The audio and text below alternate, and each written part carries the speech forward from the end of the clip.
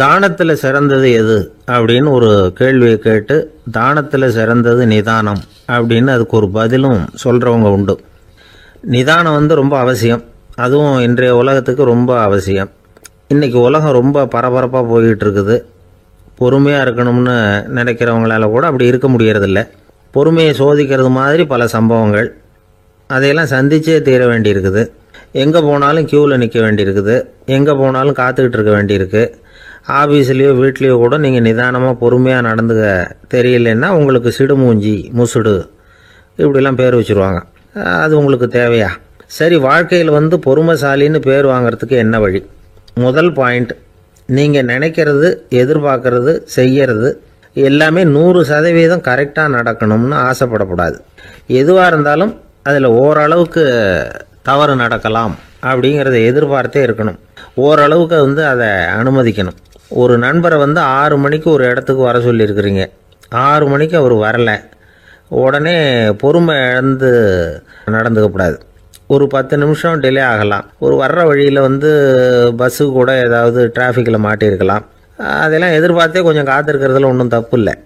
சில சமயம் டிலே ஆகிறது கூட நல்லதாக முடியும். ஒரு பஸ்ஸை தவற விட்டுட்டு ஐயோ கொஞ்சம் ஒரு 2 நிமிஷம் முன்னாடி வந்திருந்தா பிடிச்சிருக்கலாமே அப்படின்னு தவிச்சிக்கிட்டு இருப்பாங்க சில பேர். அடுத்தபடியாக வர்ற பஸ்ஸு நேரடியாக நீங்கள் போக வேண்டிய இடத்துக்கே கொண்டு போய் விடுற பஸ்ஸாக கூட இருக்கலாம். அது உங்களுக்கு முன்னாடி தெரியாதுல்ல. சில நெருக்கடியான சூழ்நிலைகளை தமாஷா எடுத்துக்கிறதுக்கு பழகிக்கணும். சில இடங்களுக்கு போகிறப்ப காத்திருக்கிறதுக்கு நம்ம மனசை தயார்படுத்திக்கிட்டே போகணும். ஒரு ரயிலுக்கோ பஸ்ஸுக்கோ அல்லது விமானத்துக்கோ கப்பல் பிரயாணத்துக்கோ போகிறப்போ அங்கே போய் நீங்கள் மணிக்கணக்கில் கூட காத்துக்கிட்டு தான் இருக்கணும். புறப்படுற நேரம் கூட மாறலாம். நீங்கள் போய் சேர்ந்ததும் அது உடனே புறப்படணும்னு கட்டாயமாக என்ன? அது மாதிரி சமயத்தில் படிக்கிறதுக்குன்னு சில சுவாரஸ்யமான புத்தகங்களையும் கையில் எடுத்துக்கலாம். உங்களை சுற்றி எவ்வளவோ சுவாரஸ்யமான சம்பவங்கள் நடந்துக்கிட்டு இருக்குதுல்ல, அதையெல்லாம் வேடிக்கை பாருங்கள். எதுக்காக காத்துக்கிட்டு இருக்கிறோமோ அந்த காரியத்தில் உண்மையாகவே நமக்கு ஒரு அக்கறை இருந்தால் நமக்கு போர் அடிக்காது. சில கோயில்களில் பார்த்துருப்பீங்க, தரிசனத்துக்காக பக்தர்கள் நாள் கணக்கில் காத்துக்கிட்டு இருப்பாங்க. அவங்களெலாம் அழுத்துக்கிறது இல்லை. ஆண்டவனை தரிசிக்கணுங்கிற உண்மையான அக்கறை இருக்கிறதுனால அவங்களுக்கு போர் அடிக்கிறது இல்லை. ஆனால் சில சினிமா தியேட்டரில் கூட பார்க்கலாமே, சினிமா கியூ கூட அப்படி தான். சாயந்தரம் 6 மணி ஆட்டத்துக்கு காலம்பரம் 6 மணிக்கே போய் கூட காத்துக்கிட்டு இருப்பாங்க. அவங்களுக்கெல்லாம் போர் அடிக்காது. படம் பார்க்குற ஆர்வம். இன்னொரு முக்கியமான விஷயத்தை நாம் பழக்கப்படுத்திக்கணும். லிவ் ஃபார் தி மூமெண்ட் அப்படிங்கிறாங்க நிபுணர்கள். ரொம்ப பேர் எப்படின்னா அடுத்தபடியாக நடக்க போகிற விஷயத்திலேயே கவனமாக இருப்பாங்க. அந்த நினைப்புலேயே இந்த நிமிஷத்தை பொறுமை இல்லாமல் கழிப்பாங்க. ஒருத்தர் இருக்கார், அவர் எப்படின்னா ஆஃபீஸ் முடியறதுக்குள்ளேயே சார் 5 மணிக்கெல்லாம் ரெடியாக இருங்க, நாம் அந்த ஹோட்டலில் போய் டிஃபன் சாப்பிட்ணும் அப்படின்னு 4 மணிலேருந்து சொல்லிகிட்டு இருப்பார். 4:55 பரபரப்பாக ஓடி வருவார். 2 பேரும் புறப்படுவோம், ஹோட்டலுக்கு போவோம், சாப்பிட்டுக்கிட்டு இருப்போம். அப்படி சாப்பிட்டுட்டு இருக்கிறப்பே சார் சாப்பிட்டு முடித்ததும் நேராக ஒரு ஜவுளி கடைக்கு போகிறோம் அப்படிம்பார். பரபரக்க சாப்பிட்டு முடிப்பார், புறப்படுவார். ஜவுளி கடையில் அவசரமாக சீக்கிரம் பில் போடுங்க சார், சினிமாவுக்கு நேரம் ஆகிடும்பார். சினிமா தியேட்டரில் உட்காந்து அடுத்தபடியாக எங்கே டின்னர் சாப்பிட்றதுன்னு யோசனை பண்ணிகிட்டு இருப்பார். ராத்திரி படுக்கையில் விழுந்ததுக்கு அப்புறமும் நாளைக்கு காலையில் எழுந்திரிச்சதும் அதை பண்ணணும் இதை பண்ணணும்னு திட்டம் போட்டுக்கிட்டே இருப்பார்.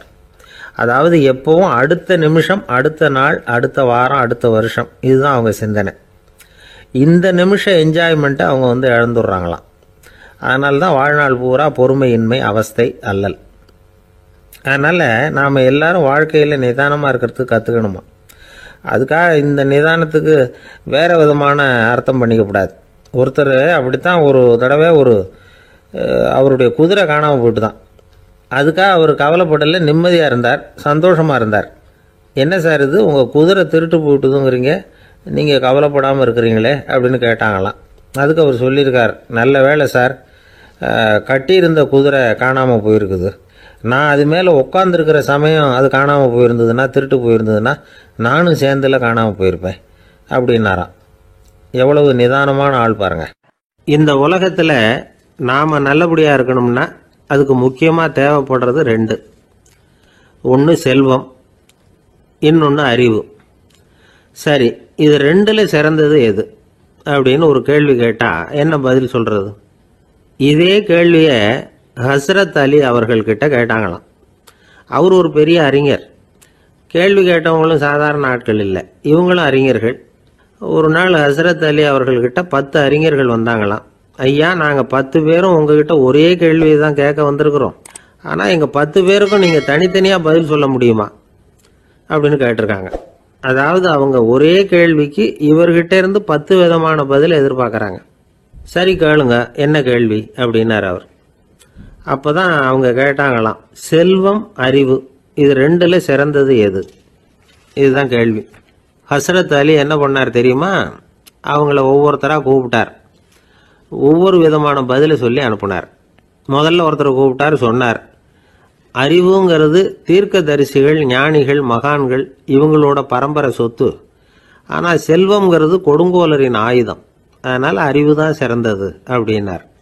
ரெண்டாவது ஆளை கூப்பிட்டார், உங்ககிட்ட செல்வம் இருந்தால் நீங்கள் தான் அதை காப்பாற்றணும், ஆனால் அறிவு உங்களை எப்பவும் காப்பாற்றும், ஆகவே அறிவு தான் சிறந்தது அப்படின்னார். மூணாவது ஆளை கூப்பிட்டார், செல்வந்தனுக்கு எப்போதும் விரோதிகள் அதிகம், ஆனால் அறிஞனுக்கு நண்பர்கள் அதிகம், அதனால் அறிவு தான் சிறந்ததுன்னார்.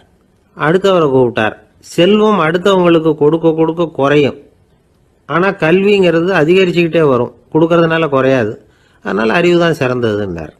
இன்னொருத்தரை கூப்பிட்டார், அறிவுள்ளவன் எப்பவும் அதை அடுத்தவங்களுக்கு வாரி வழங்கிக்கிட்டே இருப்பான், அதனால் அவங்ககிட்ட தாராளத்தன்மை இருக்கும், ஆனால் செல்வந்தன்கிட்ட கஞ்சத்தனம் தான் இருக்கும், அதனால் அறிவு தான் சிறந்ததுன்னார். ஆறாவது நபரை கூப்பிட்டார், செல்வத்தை கள்வர்கள் திருடிட்டு போக முடியும், ஆனால் அறிவை அப்படி திருடிட்டு போக முடியாது அப்படின்னார். ஏழாவது நபரை கூப்பிட்டார், செல்வம் கால ஓட்டத்தில் அழிஞ்சிரும், ஆனால் அறிவை கால ஓட்டம் ஒன்றும் பண்ண முடியாது, ஆகவே அறிவே சிறந்ததுன்னார். எட்டாவது ஆளை கூப்பிட்டு சொன்னார், செல்வத்துக்கு எப்பவும் எல்லை உண்டு, நிறை உண்டு, அளவு உண்டு, கணக்கு உண்டு, ஆனால் அறிவுக்கு அப்படிப்பட்ட எல்லை எதுவும் கிடையாது, அதனால் அதுதான் சிறந்ததுன்னார். அடுத்தவனை கூப்பிட்டார், செல்வம் உள்ளத்தில் உள்ள ஒளியை போக்கிவிடும், இருட்டை உண்டாக்கிவிடும், விரிந்த மனப்பான்மையை குறுகலாக்கிவிடும், ஆனால் அறிவு அப்படி இல்லை, இருண்ட உள்ளத்தில் ஒளியை பாய்ச்சி அதை விசாலப்படுத்துது, அதுதான் சிறந்ததுன்னார். கடைசியாக 10வது நபரை கூப்பிட்டார், செல்வம் மனசில் செருக்கை உண்டாக்குது, ஆணவத்தை ஏற்படுத்துது, அதனால் நானே கடவுள்னு நினைக்கிற அளவுக்கு மனுஷனை தாழ்த்தி விடுது, ஆனால் அறிவு பணிவையும் பண்பாட்டையும் வளர்க்குது, அதனால் அறிவு தான் சிறந்ததுன்னார். ஆக இப்படி 10 பேருக்கும் 10 விதமாக பதில் சொன்னது மூலமாக ஹஸ்ரத் அலி அவர்கள் அறிவு தான் செல்வத்தை விட சிறந்தது அப்படிங்கிறதுக்கு 10 காரணங்களை சுட்டி காட்டியிருக்கார். அந்த அறிஞர் 10 பேர் கேட்ட ஒரே கேள்விக்கு 10 பதில் சொன்னார். நமக்கு வேண்டிய ஒருத்தர் 10 பேர் கேட்ட கேள்விக்கு ஒரே பதில் சொல்லி சமாளித்தார். கேள்வி என்ன தெரியுமா? என்கிட்ட வாங்கின கடனை எப்பயா திருப்பி கொடுக்க போற? இதுதான் அந்த 10 பேரும் கேட்ட ஒரே கேள்வி. இந்த மாதம் 26ஆம் தேதி தந்துடுறேன் அப்படிங்கிற ஒரே பதில் சொல்லி அவ்வளவு பேரையும் இவர் அனுப்பி வச்சுட்டாராம். எல்லாரும் போனதுக்கு அப்புறம் இவரை தனியாக கூப்பிட்டு கேட்டிருக்கிறாங்க, அது என்ன சார் கணக்கு, 26ஆம் தேதி அன்னைக்கு என்ன அதிசயம் நடக்க போகுது அப்படின்னு கேட்டிருக்காங்க. அதிசயம் அன்னைக்கு இல்லை, அதுக்கு முத நாளே நடக்க போகுதுன்னாராம். விவரமாக சொல்லுங்கன்னு இருக்காங்க. வேற ஒன்றும் இல்லைங்க, 26ஆம் தேதி தானே எல்லாரையும் வர சொல்லியிருக்கிறேன், அதுக்கு முத நாளே நான் புறப்பட்டு தலைமறைவாயிட போறேன் அப்படின்னாராம் ரொம்ப பெருமையா. சில பேரை இப்படி சொல்றது உண்டு, அடுத்தவங்களை அனுசரித்து நடந்துக்க தெரியல, அவன் என்ன சார் மனுஷன் அப்படிம்பாங்க. சக மனிதர்களோட எப்படி பழகிறது அப்படின்னு தெரியாததுனாலேயே பல பேர் இன்னைக்கு சங்கடப்பட்டுக்கிட்டு இருக்கிறாங்க. வசதி வாய்ப்பெல்லாம் சரியா இருக்கும், ஆனால் வாழ்க்கை சரியா இருக்காது. இன்னொருத்தர்கிட்ட எப்படி பேசுறது பழகிறதுங்கிறது தெரியாததுனால தான் இந்த அவஸ்தை. சரி, இந்த அவஸ்தை இல்லாமல் வாழறது எப்படி? இதுக்கு அனுபவசாலிகள் சில வழிமுறைகளை சொல்றாங்க. அதெல்லாம் என்னென்னங்கிறத இப்போ தெரிஞ்சுக்குவோம். முதல்ல நம்ம நாக்கு நம்ம கண்ட்ரோலில் இருக்கணும். வார்த்தைகளை கொட்டி விட்டு அதுக்கப்புறம் அள்ள முடியாமல் கடந்து கஷ்டப்படக்கூடாது. எப்படி பேசுகிறோங்கிறதும் முக்கியம், பேசுகிறப்ப எப்படி முகத்தை வச்சிருக்கிறோங்கிறதும் முக்கியம். அன்பாக பேசினாலும் நல்லா இருக்கும், அப்படி பேசுகிறப்ப ஆதரவாக அவர் தோள் மேலே ஒரு கையை போட்டுக்கிட்டு பேசினா இன்னமும் நல்லா இருக்கும். ரெண்டாவது விஷயம், இன்னொருத்தர்கிட்ட பேசுகிறப்ப வாக்குறுதிகளை அள்ளி வீசக்கூடாது. கொடுக்குற வாக்குறுதி குறைச்சலாக இருக்கணும். அப்படி கொடுத்த வாக்குறுதியை கண்டிப்பாக நிறைவேற்றணும். நாம் ஒருத்தரை பாராட்டுறோம் அல்லது அவரை பற்றி அபிப்பிராயம் சொல்கிறோம்னா அது ஆக்கப்பூர்வமாக இருக்கணும். நம்ம பாராட்டு அல்லது விமர்சனம் அடுத்தவருடைய முன்னேற்றத்துக்கு உதவுறது மாதிரி இருக்கணும். நாம் சொல்கிறத கேட்டுட்டு அவன் தலையில் கையை வச்சுட்டு உட்காந்துடக்கூடாது. எப்பவும் உற்சாகமாக இருக்கணும், முகம் மலர்ச்சியாக இருக்கணும். மனுஷன் இருந்தால் வருத்தம், கவலை, ஏமாற்றம் எல்லாம் இருக்க தான் செய்யும், அதெல்லாம் மனசில் இருக்கட்டும். அந்த வருத்தமும் கவலையும் ஏமாற்றமும் சேர்ந்துக்கிட்டு நம்ம முகத்துல இருக்கிற மலர்ச்சியை மூடி மறைக்கிறதுக்கு நாம இடம் கொடுத்துடக்கூடாது. எந்த விஷயத்தை பத்தி யாருக்கிட்ட பேசினாலும் வெளிப்படையா பேசணும், திறந்த மனசோட பேசணும். மூடி மறைச்சி முன்னு மூங்கிக்கிட்டு இருக்கக்கூடாது. இன்னொருத்தர்கிட்ட பேசுறப்போ விவாதம் பண்ணுங்க, அது தப்பு இல்லை. ஆனா வாதாடிக்கிட்டு இருக்கக்கூடாது. அதாவது என்ன சொல்றாங்கன்னா, டிஸ்கஸ் பண்ணலாம், ஆர்கியூ பண்ணக்கூடாது. நம்ம கிட்ட இருக்கிற நல்ல குணங்களை நாம எடுத்து சொல்லிட்டு இருக்கக்கூடாது. அந்த நல்ல குணங்களே நம்மளை பத்தி எடுத்து சொல்லணும், அது மாதிரி நடந்துக்கணும். அதே மாதிரி அடுத்தவங்க கிட்ட உள்ள கெட்ட குணங்களை பத்தி அவசியம் இல்லாம நாம பேச வேண்டியதில்லை. உங்களை பத்தி யாராவது தப்பா பேசுறாங்களா, அப்படி அவங்க பேசுறதுல உண்மை இல்லையா அப்படின்னா அதை நீங்க பொருட்படுத்த வேண்டியதில்லை, விட்டுடலாம். அது தானா போயிடும். ஒரு 4-5 பேரோட பேசிக்கிட்டு இருந்தீங்கன்னா எல்லாருக்கும் முக்கியத்துவம் கொடுங்க, யாரையும் அலட்சியப்படுத்தாதீங்க. தமாஷா பேசலாம், ஆனா உங்க தமாஷ் அடுத்தவங்களை கேலி பண்றதா இருக்கக்கூடாது. நமக்கு கிடைக்க வேண்டியது கிடைக்கலையே அப்படிங்கிற தவிப்பு நம்ம கிட்ட இருக்கக்கூடாது, அது தேவையில்லை. உங்க செயல்பாடுகள் தெளிவா இருக்கட்டும், பாராட்டு தானா உங்களை தேடிட்டு வரும். இன்னொரு மனுஷனுடைய மனசுல கௌரவமான ஒரு இடத்த பிடிக்கணும்னா நாம இந்த குணத்தை எல்லாம் நம்ம கிட்ட வளர்த்துக்கணும். இதெல்லாம் அனுபவசாலிகள் சொல்லி இருக்கிற குறிப்புகள். இந்த குறிப்புகளை சரியா புரிஞ்சுக்கணும், அது முக்கியம். தப்பா புரிஞ்சுக்கிட்டா என்ன ஆகும் தெரியுமா? இதை கேளுங்க. ஒருத்தர் வந்தார், சார் அடுத்தவங்க தோள் மேல கையை போட்டுக்கிட்டு அன்பா பேசணும்னு சொன்னீங்க, அப்படிதான் பேசினேன். அவரு முதுக கூட தட்டி கொடுத்தேன், என் வேலை போயிட்டுது சார், வீட்டுக்கு அனுப்பிச்சுட்டாங்க அப்படின்னார். யாருக்கிட்ட அப்படி பேசுனீங்கன்னு கேட்டோம். என் முதலாளி கிட்ட சார் அப்படிங்கிறார் ரொம்ப சோகமா. ஒரு ராஜா இருந்தார். நாடு பூராவும் நிறைய மரங்களை நட்டு வளர்க்கணுங்கிறது அவரோட ஆசை. தானே அதுக்கு முன்மாதிரியா இருக்கணும்னு நினைச்சார். அரண்மனையை சுத்தி மரங்களை நட்டு வளர்த்தார். இதை பார்த்துட்டு ஜனங்களும் அவங்கவுங்க வீட்டை சுத்தி மரக்கன்றுகளை நட்டு வளர்த்தாங்க. கொஞ்ச காலத்துல ஊரு பூரா பசுமையா மாறிச்சு, எல்லாருக்கும் சந்தோஷமா இருந்தது. இது ஒரு பக்கம் இருக்கட்டும். இப்ப நான் சொல்ல போற கதை வேற. அதாவது அந்த ராஜா ஒரு நாள் தன்னுடைய அரண்மனையை சுத்தி இருக்கிற விதவிதமான மரங்களை எல்லாம் போய் பார்த்தார். எப்படி இருக்கிறீங்க அப்படின்னு ஒவ்வொரு மரத்துக்கிட்டையும் விசாரிச்சாராம். எந்த மரமும் சந்தோஷமா இருக்கிறதா தெரியல. அதுக்கும் மனசுல ஒரு குறை. முதல்ல ஆலமரத்துக்கிட்ட போனார். அது சொல்லிச்சு, மண்ணா நான் நல்லா பெருசா வளர்ந்துருக்கிறேன், அடர்த்தியா இருக்கிறேன், கிளையெல்லாம் 4 பக்கமும் நல்லா படர்ந்துதான் இருக்குது, இருந்தாலும் எந்த பிரயோஜனமும் இருக்கிறதா தெரியல எனக்கு. என்னுடைய பழம்லாம் ரொம்ப சின்னதா இருக்குது, என் கண்ணுக்கு சரியா புறப்பட மாட்டேங்குது. நான் இருக்கிற சைஸுக்கு என்னுடைய கிளையில இருக்கிற பழம்லாம் எவ்வளவு பெருசா இருக்கணும், அது இத்தினூண்டு இருக்கிறது எனக்கு பெரிய அவமானமா இருக்கு. இப்படி இங்க நின்றுகிட்டு இருக்கிறதே ரொம்ப கூச்சமா இருக்கு. ஒரு நல்ல புயல் வந்ததுன்னா பேசாம சாஞ்சு விடலாமான்னு பாக்குறேன் அப்படின்னு புலம்புது ஆலமரம். சரி இருக்கட்டும்னு நினைச்சுக்கிட்டு ராஜா அடுத்தபடியா ஒரு அத்தி மரத்துக்கிட்ட போனார். அதுவும் புலம்ப ஆரம்பிச்சுட்டுது. நான் கூட பெரிய மரம் தான், இல்ல இலையெல்லாம் அழகா தான் இருக்குது, பழம் அழகா இருக்குது, இருந்தாலும் உள்ள விஷயம் இல்லையே, அத்தி பழத்தை புட்டு பார்த்தா அத்தனையும் சொத்த அப்படின்னு பழமொழியே உண்டாயிட்டுதே. இப்படி ஒரு கெட்ட பேரோட நான் இருக்கணுமா அப்படின்னு புலம்புது அது. சரி இது இருக்கட்டும் அப்படின்னு சொல்லி அடுத்தபடியா வேப்ப மரத்துக்கிட்ட போனார். அது தன்னுடைய வேதனையை வெளியிட்டது.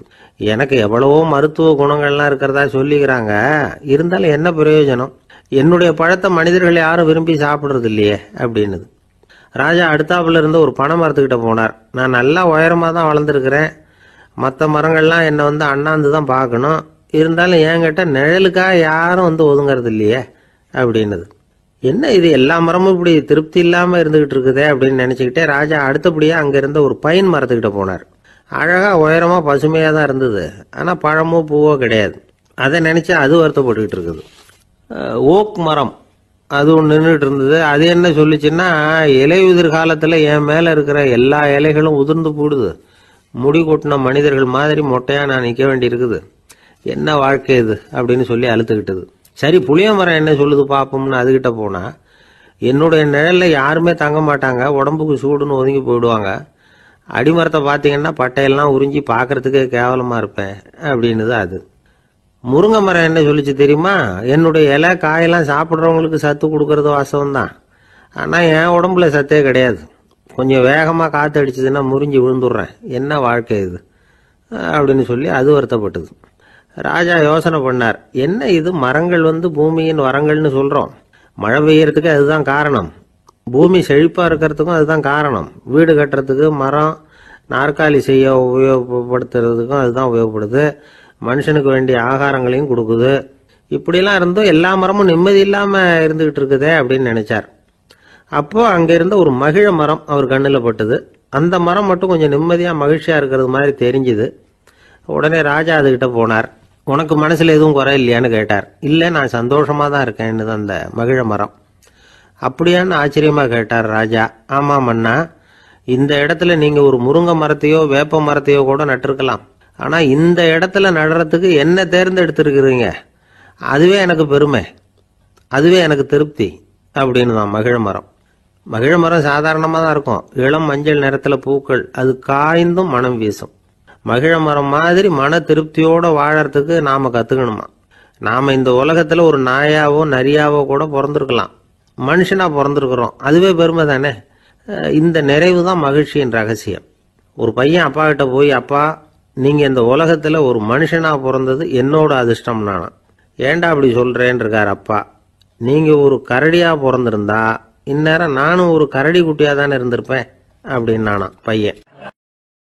ஐயா, என்னுடைய நூல் வெளியீட்டு விழாவுக்கு அவசியம் நீங்க வரணும் அப்படின்னு கூப்பிட்டார் ஒருத்தர். எப்போ வரணும்னு கேட்டேன். அடுத்த வாரம்னார். சரி, புத்தகம் தயாராகிட்டுதா அப்படின்னு. நாளைக்கு தான் அச்சிக்க கொடுக்க போறேன்னார். என்னங்க இது, புத்தகம் அச்சிடுறதுக்கு முன்னாடியே அழைப்புதழை அச்சடிச்சு விட்டீங்களே அப்படின்னு கேட்டேன். அதனால என்னங்க, அந்த காலம் மாதிரி அப்போல்லாம் அச்சுக்கலை எவ்வளவோ முன்னேறியாச்சுங்க. Linotype, monotype, photo type, laser, இப்படி என்னென்னமோ வந்தாச்சு. இன்னைக்கு கொடுத்தா நாளைக்கே புத்தகம் தயார் அப்படின்னார். இப்படி இந்த அளவுக்கு முன்னேறி இருக்கிற இந்த அச்சுக்கலை ஆரம்பத்தில் எப்படி இருந்தது தெரியுமா? அந்த காலத்தில் காகிதம்னா என்னன்னே தெரியாது. அப்படி ஒன்று கண்டுபிடிக்கப்படவே இல்லை. அப்போல்லாம் எதையாவது ஒன்று எழுதணும்னா அதுக்கு ஆட்டு தோலை தான் பயன்படுத்தி இருக்கிறாங்க. கண்ணுக்குட்டி தோல் கூட அதுக்கு உபயோகப்பட்டு தான். ஐரோப்பாவில் இருந்த பாதிரியார்கள் தோலில் எழுதப்பட்ட புத்தகத்தை தயாரிக்கிறதுல ரொம்ப கெட்டிக்காரங்களாம். எகிப்து, அப்புறம் மத்திய தரைக்கடல் ஓரத்தில் உள்ள நாடுகள், இங்கெல்லாம் தோல் தான் எழுது பொருளாக பயன்பட்டு வந்திருக்குது. ஆனால் நம்ம நாட்டில் ஓலைச்சுவடிகளை எழுத்துக்கு பயன்படுத்தி இருக்கிறாங்க. எழுதுறதுக்கு தோலை பயன்படுத்தினவங்க பிறகு பேப்பரைஸ் அப்படிங்கிற கோரை புல்லை அதுக்கு பயன்படுத்தினாங்களாம். இதெல்லாம் அப்படி கொஞ்சம் கொஞ்சமாக கண்டுபிடிச்சிட்டு வந்திருக்கிறாங்க. அந்த புல்லை கச்சிதமாக நறுக்க வேண்டியது, நல்லா பதப்படுத்த வேண்டியது, அதுக்கப்புறம் அதில் எழுத வேண்டியது, அவ்வளவுதான். பேப்பருங்கிற சொல்லே இந்த பேப்பைரஸ் அப்படிங்கிறதுலேருந்து வந்தது தான். அதுக்கப்புறம் தான் காகிதம் வந்தது. இதை முதல்ல சீன நாட்டில் தான் கண்டுபிடிச்சாங்க. அது வந்த பிறகு அச்சு எந்திரம் கண்டுபிடிக்க வேண்டிய அவசியம் ஏற்பட்டது. அதை கண்டுபிடிச்சவர் ஜெர்மானிய அறிவியல் அறிஞர் ஜான் கூட்டன்பர்க். அச்சு கலைக்கு அடித்தளம் அமைச்சவர் அவர் தான். ஜெர்மனியில் மெயின்ஸ் அப்படிங்கிற ஊரில் 1399 பிறந்தார். அவரோட மாமன் ஒருத்தர் உலோக வேலையில் வல்லவர். அவர்கிட்ட அந்த வேலையை கற்றுக்கிட்டார். அதோட வைர கற்களை பட்டை தீட்டுறதுலையும் ரொம்ப தேர்ச்சி பெற்றிருந்தார். இளம் வயசுலேயே சும்மா இருக்க மாட்டாராம். எதை செஞ்சாலும் அதை திறமையாக செய்வாராம். அவர் தான் முதல்ல மர அச்சு எழுத்துக்களை உருவாக்கினார். அது மேலே மை தடவி பிரதிகள் எடுத்தார். அதுக்கப்புறம் உலோக எழுத்துக்கள், முதல்ல காரியம், அப்புறம் இரும்பு, அப்புறம் கலப்பு உலோகம், பிறகு அச்சடிக்கிறதுக்கு எந்திரம் ஒன்றையும் உருவாக்கினார். முதல்ல பைபிள் அச்சடித்தார். 1468 அவர் இறந்து போனார். 16ஆம் நூற்றாண்டில் மேலை நாடுகளில் இருந்து மர எழுத்துக்களை கொண்டுகிட்டு தமிழ்நாட்டில் கிறிஸ்தவ நூல்களை அச்சிட்டாங்க. அப்பெல்லாம் அச்சகங்கள் போதிய அளவுக்கு இங்கே இல்லை. அதுக்கு என்ன காரணம்னா, இந்தியர்கள் அச்சகங்களை நடத்தக்கூடாது அப்படின்னு சட்டம். 1835 வரைக்கும் அந்த சட்டம் நடைமுறையில் இருந்தது. இந்த நிலைமையில் அங்கேயும் இங்கேயுமா 1-2 அச்சகங்கள் ஆரம்பமாச்சு. 1713 தரங்கம்பாடியில் லூத்தரன் மிஷன் அச்சகம், அதே ஆண்டில் சென்னையில் SPCK அச்சகம். இது ரெண்டும் தான் இந்தியாவில் முதல்ல தொடங்கப்பட்ட அச்சகங்கள். ஆட்டுத்தோல்லையும் ஓலைச்சுவடியிலையும் எழுதப்பட்ட எழுத்துக்கள் இன்னைக்கு எங்கேயோ போயிட்டுது. ஆனால் நம்ம ஊரில் எழுத்தாளர்கள் நிலைமை தான் ஒன்றும் சொல்லிக்கிறது மாதிரி இல்லை. நம்ம ஆள் ஒருத்தர் சொன்னார், சார் நான் சொந்தத்தில் ஒரு அச்சாபீஸ் வச்சுருந்தேன், இப்போவும் வச்சிருக்கிறேன். அதனால் என்னுடைய படைப்புகளை புத்தகமாக வெளியிடுறதுல எனக்கு ஒன்றும் கஷ்டம் இல்லை. வருஷத்துக்கு ஒரு புத்தகம் எழுதி வெளியிட்டுருவேன். 15 வருஷமாக இலக்கிய உலகத்துக்கு இப்படி சேவை செஞ்சுக்கிட்டு வர்றேன். ஆனால் இந்த வருஷம்தான் வாசகர்கள் எனக்கு பாராட்டு விழா நடத்தி இருக்கிறாங்க அப்படின்னார். இந்த வருஷம் அப்படி என்ன விசேஷம் அப்படின்னு கேட்டோம். இந்த வருஷம்தான் நான் எந்த புத்தகம் எழுதி வெளியிடாமல் இருந்தேன், அதுக்காகத்தான் எனக்கு இந்த பாராட்டு விழா அப்படின்னார். 1816 வருஷம் செப்டம்பர் மாதம் 11ஆம் தேதி பிரான்ஸ் தேசத்தில் உள்ள ஒரு மருத்துவமனை. அங்கே ஒரு இளம் டாக்டர் கொஞ்ச நாளைக்கு முன்னாடி தான் அந்த ஆஸ்பத்திரியில் புதுசாக வேலைக்கு சேர்ந்துருக்கிறார். அவர் பேர் ரெனே லெனக். அவர் அன்னைக்கு காலையில் அந்த மருத்துவமனையில் அப்படியே ரவுண்ட்ஸ் வந்துக்கிட்டு இருக்கிறார். வார்டில் ஒரு படுக்கையில் ஒரு இளம் பெண் படுத்திருக்கிறார். அந்த பொண்ணுக்கு இருதய நோயாக இருக்கலாம்ங்கிறது மற்ற டாக்டர்கள் சந்தேகம். அந்த காலத்துல எல்லாம் ஒருத்தருடைய இருதய துடிப்பை தெரிஞ்சுக்கணும்னா நோயாளியின் மார்பில் டாக்டர் காதை வச்சு பார்த்து தான் தெரிஞ்சுக்கிறது வழக்கம். ஆனால் இந்த பெண்ணும் இளம் பெண், அந்த டாக்டரும் புதுசாக சேர்ந்துருக்கிறவர். அதனால் பரிசோதனை பண்ண தயங்கினார். கொஞ்ச நேரம் யோசனை பண்ணார். திடீர்னு ஒரு ஞாபகம் வந்தது அவருக்கு. அதாவது அன்னைக்கு விடியற் காலையில் தோட்டத்தில் அப்படியே வாக்கிங் போயிட்டு இருந்தப்போ சின்ன பசங்கள்லாம் ஒரு மரக்கட்டையை வச்சு விளையாடிக்கிட்டு இருந்தாங்களாம். அதை அவர் பார்த்துருக்கிறார். அது என்ன விளையாட்டுனா, ஒரு நீளமான மரப்பலகை, அதில் ஒரு முனையில் ஒரு பையன் தன்னுடைய காதை வச்சுக்கிட்டு இருக்கிறான், மறுமுனையில் இன்னொரு பையன் அந்த மரப்பலகையை ஒரு ஆணியால் கீறிக்கிட்டு இருக்கிறான். ஒரு முனையில் ஆணியால் கீறும் பொழுது மறுமுனையில் காதை வச்சிருக்கிற பையனுக்கு அந்த சத்தம் துல்லியமாக கேட்குது. அந்த டாக்டருக்கு காலையில் பார்த்த இந்த விளையாட்டு ஞாபகத்துக்கு வந்துட்டுது. உடனே என்ன பண்ணார் தெரியுமா? ஒரு நீளமான காகிதத்தை எடுத்தார். அதை அப்படியே உருளை மாதிரி உருட்டினார். ஒரு முனையை அந்த நோயாளியின் மார்பில் இடது பக்கம் வச்சார், இன்னொரு முனையில் தன்னுடைய காதை வச்சார். என்ன ஆச்சரியம்! நோயாளியின் மார்பில் நேரடியாக காதை வச்சு கேட்கறத விட துல்லியமாக கேட்டுது இதய துடிப்பு. இதய துடிப்பு மட்டும் இல்லை, மூச்சு இழுத்து விடுறது, திரவ பொருள்களின் அசைவு, எல்லா சத்தமும் தெளிவாக கேட்குது. கிரேக்க மொழியில் ஸ்டெத்தாஸ் அப்படின்னா மார்பு, ஸ்கோப்பின் அப்படின்னா பார்ப்பதுன்னு அர்த்தம். அதனால் டாக்டர் ரெனே லெனக் தான் கண்டுபிடிச்ச கருவிக்கு ஸ்டெத்தஸ்கோப் அப்படின்னு பேர் வச்சார். அவரே முதல் மாடலையும் செஞ்சார். அளவு ரொம்ப பெருசாக இருந்தது, சுலபமாக எடுத்துகிட்டு போகிறது கஷ்டம், அது அவ்வளோ கஷ்டமாக இருந்தது அது. அதனால் அவரே அதை அப்புறம் 2 பிரிவாக தயார் பண்ணார். இது 2 துண்டையும் டாக்டர் தன்னோட கோட்டு பாக்கெட்டில் வச்சுக்கலாம், தேவைப்படுறப்ப எடுத்து ஒன்றா சேர்த்துக்கலாம். இப்படி தான் அவர் ஆரம்பத்தில் பண்ணார். தன்னுடைய இந்த கண்டுபிடிப்பை பற்றி அவர் ஒரு புத்தகம் எழுதினார். நிறைய விற்றுது, புகழும் பணமும் சேர்ந்தது. பணமும் புகழும் சேர்ந்தது மாதிரியே அவருக்கு ஒரு நோயும் சேர்ந்தது. அது என்ன நோயின்னு கண்டுபிடிக்கிறதுக்கும் அவர் கண்டுபிடிச்ச கருவி தான் உபயோகப்பட்டு தான். அவரே அதை கண்டுபிடிச்சார். அவருக்கு வந்திருந்தது காச நோய். 1826 வருஷம் ஆகஸ்ட் மாதம் 13ஆம் தேதி உலகத்தின் முதல் ஸ்டெதஸ்கோப்பை கண்டுபிடிச்ச டாக்டர் ரெனே லெனக் காலமானார். அவர் சாகிறதுக்கு முன்னாடி மரத்தால் செஞ்சு வச்சிருந்த ஸ்டெதஸ்கோப்பை தனக்கு வேண்டியப்பட்ட ஒரு டாக்டர்கிட்ட கொடுத்து, என்னுடைய சொத்துக்கள்லேயே ரொம்ப வசந்தது அப்படின்னு சொன்னாராம். அதுக்கப்புறம் 3 வெள்ளைக்காரங்க சேர்ந்து இந்த கருவியில் சில மாற்றங்களை பண்ணாங்க. ஆனால் 1829 லண்டனில் டாக்டர் நிக்கோலஸுங்கிறவர் ஒரு காதால் இதய துடிப்பை கேட்கறத விட டாக்டர் 2 காதாலையும் கேட்கறது தான் சரியாக இருக்கும் அப்படின்னு ஒரு கருத்தை வெளியிட்டார். அதுக்கப்புறம் ரொம்ப காலம் கழித்து 1852 ஜார்ஜ் காமான் அப்படிங்கிறவர் ரப்பர் டியூபுகளை உபயோகப்படுத்தி 2 காதாலையும் கேட்குற மாதிரி ஒரு புதிய வடிவத்தை அதுக்கு கொடுத்தார். அதுக்கு பிறகு அது படிப்படியாக எவ்வளவோ மாற்றங்கள் இருந்தாலும் ஆரம்பத்தில் டாக்டர் ரெனே லெனக் உருவாக்கின அடிப்படை மாடலை யாரும் மாற்றி அமைக்கலைங்கிறது தான் முக்கியமான விஷயம். நமக்கு தெரிஞ்ச ஒரு ஆஸ்பத்திரி, அதில் ஒரு நோயாளி, காலை நேரத்தில் நர்ஸு அந்த பக்கமாக போய்கிட்டு இருந்தாங்க. அதை பார்த்துட்டு ஒரு நர்ஸுன்னு கத்துறாரு. நர்ஸு அவசரமாக ஓடி என்ன விஷயம்னு கேட்டாங்க. சிஸ்டர், இங்கே பாருங்கள், உங்கள் டாக்டரை என் நெஞ்சில் ஒரு காதை வச்சு கேட்டுக்கிட்டு இருக்கிறார் அப்படின்னார் நோயாளி.